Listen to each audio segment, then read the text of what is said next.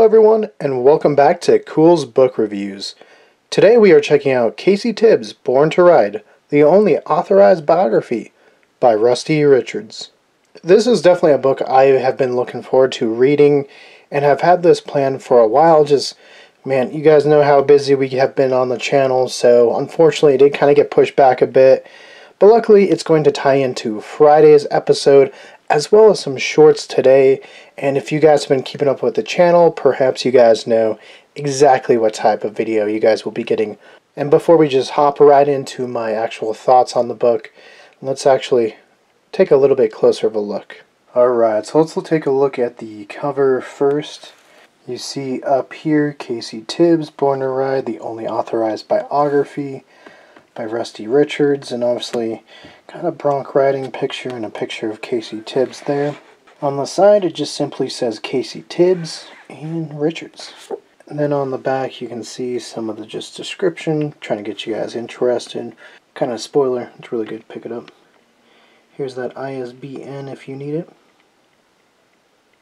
Alright, so the book itself goes to 267 pages. And as I flip through, you can see it's mainly going to be words. You do see kind of that outline that you will see on the Champ statue in Colorado Springs. But throughout, especially early on, you do see a lot of pictures of Casey at events or just different happenings going on. And so it's kind of nice. You can read something and see that picture. But honestly, it's really well written, and you'll get some pictures going on in your head. I mean, it's really good. Alright, so I think this book was exceptionally written, and I really enjoyed reading it. At no point did I want to put it down. In fact, I was always looking forward to, my breaks, my lunches, maybe some free time after work, where I could sit down and dive back into this story. I think the decision to start with the family's hardships as the opening chapter is quite gripping. And, obviously you feel sad. Casey's grandfather lost his first wife and son to a fire. I mean, super tragic way to start your book. From there on, it doesn't slow down. I mean, Casey lived an extraordinary life, and it just keeps going on and on and on. At some point, you're like, is this real? Like, it can't be real. But obviously, it is, These guys knew Casey, and they're recollecting their stories. And obviously, once you get into those recollections and outside of the first really dramatic chapter, it becomes even more and more exciting and fun. You might laugh.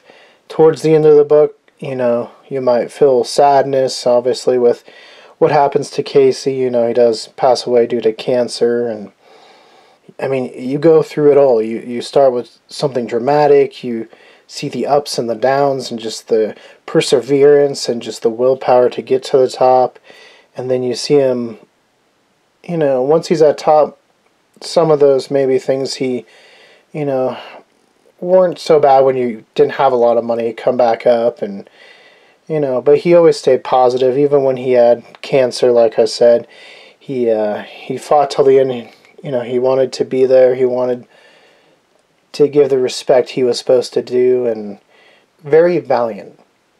And something that I did notice while reading this one, much like James Dean books or, that baseball book one that we did, is kind of how the generation above Casey Tibbs looked at rodeo and, bronc riding and that kind of stuff, where they looked down on it. It wasn't honest work. It wasn't hard work. It was kind of outlandish, and they saw it as childish. And you see this again in, like I said, with the James Dean books, where his dad wasn't too fond of his acting career. Or in that baseball book that we did, you saw some of the family members stop talking to their sons because they went and played baseball. And so again, it's that kind of time frame where a lot of these cool things that I think people aspire to be today, including, like, obviously bronco riding, bull riders, go do the circuits with the professional rodeos. Back then it was like, no, go get an honest job. So it's something we saw, and just a connection I made between, some previous reads. Now, with that being said, luckily his dad did come around to being alright with Casey participating in the rodeo. He did win, and obviously that helped. And it was nice to see his dad was able to attend some rodeos that, Casey was riding. And unfortunately, he died in 1947, and this was really just when Casey was getting started. So he didn't really get to see Casey at his peak, but he definitely, I'm sure, was well aware of where Casey was going to go. Also early on, you see he becomes, the youngest to win bronc riding at Cheyenne Frontier Days, which is a huge event, something not too far from us. So that's really cool. And he loved playing pranks. I think the number one recollection in here is different pranks or, jokes that Casey did. Obviously he was working hard and, putting in his time to be as good as he could be on, the Bronx, but at the same time, he just liked to have fun, and that seemed kind of like his personality throughout any of the stories that you get through here was he just had fun, and he wanted other people to have fun, and he liked a good practical joke, and yeah, it just seemed like a super colorful character. And hey, he was even friends with Steve Ford, who was Gerald Ford's son, President Gerald Ford. So yeah, pretty interesting. He did some Hollywood films and helped with, showing how to ride and stuff like that. Obviously, he was very well decorated in the different rodeo circuits he did, and inducted into multiple Hall of Fames, including the Pro Rodeo Hall of Fame here in Colorado Springs, Colorado, which outside of their, building, they actually have a statue in that sort of pose called Champ, dedicated to Casey Tibbs. They have, a couple different displays of Casey in the building. And I know I promised you guys we'd be tying this into something later on, which on Friday we will be doing a video at the Pro Rodeo Hall of Fame. I know we've done a ton of shorts, but we can't wait to show you guys a long form video. Been very much in the works, but I wanted to save it until we were able to get at least to this Casey Tibbs book, because he was so integral helping rodeo become what it is today. He was like the James Dean of rodeo. He transcended the sport and became something more, and helps bring it to the public eye.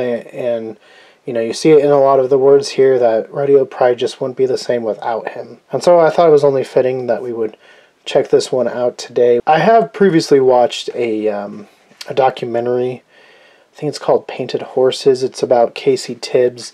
It's very, very good. At some point, I promise we'll also do a review on the channel. I know we're getting close to the 100th episode, so pretty soon here we'll be planning Ghostbusters. But then after that, we'll definitely try to get that planned. And stay tuned, guys. Today we will be doing some shorts tying into Casey Tibbs, so pretty exciting. I've been looking forward to this one. It did not disappoint. Like I said, I always looked forward to picking it up and reading it, and it read really fast. Rusty Richards, fantastic writing. I looked on Goodreads and Amazon, and it looks like perhaps the only book Rusty has written, which is too bad. I thought it was really well written, and I would love to pick up more, if he ever comes back and does more books. But up until next time, guys, I would say a solid 8.5 out of 10.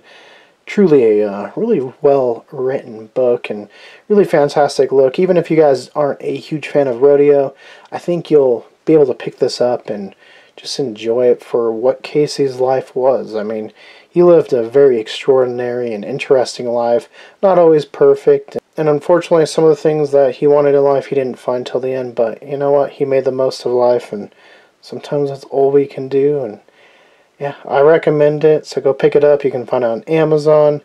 It does say in the book you can pick it up in the Pro Rodeo Hall of Fame. Now, when we were there, I did not see any copies, but maybe they had to get more.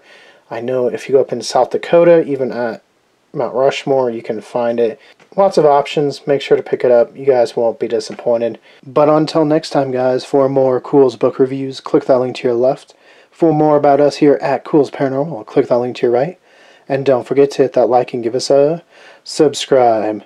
And let us know, have you read the Casey Tibbs book? And is there one you think we should read? Tell us in the comments below.